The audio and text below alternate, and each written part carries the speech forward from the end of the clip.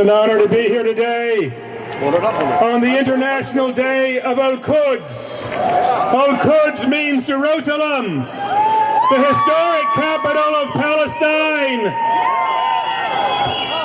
which the stable genius in the White House, the copperhead president, thinks he has the right to hand over to the racist apartheid settler state of Israel.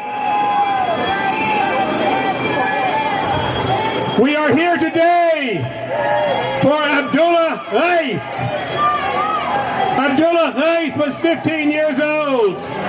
He was shot to death this morning on his way to prayer in Hebron in Al-Khalil in Palestine by bigoted Israeli soldiers, the same kind of Nazi scum you see across the street, who he's one of 3,000 children which the Israeli army has murdered since 2000. Murdered with rifles made in South Carolina, provided by our tax dollars. Murdered with napalm and white phosphorus, supplied for free by the U.S. government. Burned alive by settlers, white racist settlers from New York. Incidentally, the Jewish Defense League you see across the street, they were originally formed to keep black people out of Flatbush. They were an organization funded by landlords. They're the worst kind of scum on the face of the earth.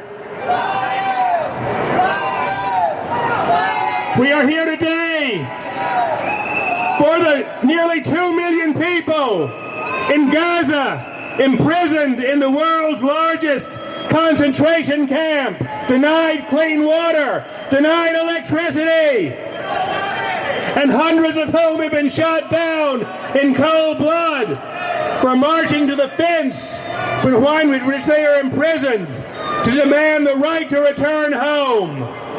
We are here for the entire people of Palestine who have been homeless, forced from their land since 1948, when their villages were destroyed, forced from their land at gunpoint by the racist state of Israel, which is entirely funded by our tax dollars.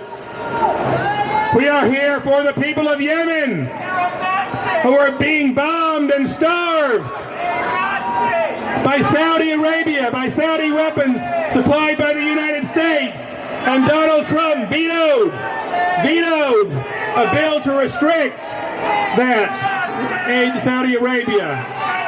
We are here for the people of Bahrain, who are rising up against tyranny supported by the United States, who no longer want their country to be a base for the U.S. Fifth Fleet. We are here for oppressed people all over the world who are fighting for liberation. We are here for the hundreds murdered by racist police of black and Latin and Native people murdered by racist police in this country. We are here for the people of Newark and Flint and so many communities across this country where the water is poison, while the U.S. government has endless supplies of dollars to spend for Israel, the racist state of Israel. Why do they do that? Because Israel is part of the U.S. war machine. The war machine that pollutes, that robs the people of this country. When people in this country cannot afford to go to college, do not have health care, when there's not clean water, when schools are crumbling, when teachers have to buy school supplies, and all our money, all our hard-earned money goes to the war machine of which Israel is a part. There is one thing that the U.S. corporate ruling class wants in the so-called Middle East and North Africa, and that is profit. They want to keep the oil revenues of Saudi Arabia and the Gulf royal families pouring into the coffers of banks on Wall Street. That's why the Sixth Fleet is there. That's why the Fifth Fleet is there. That's why Israel is there.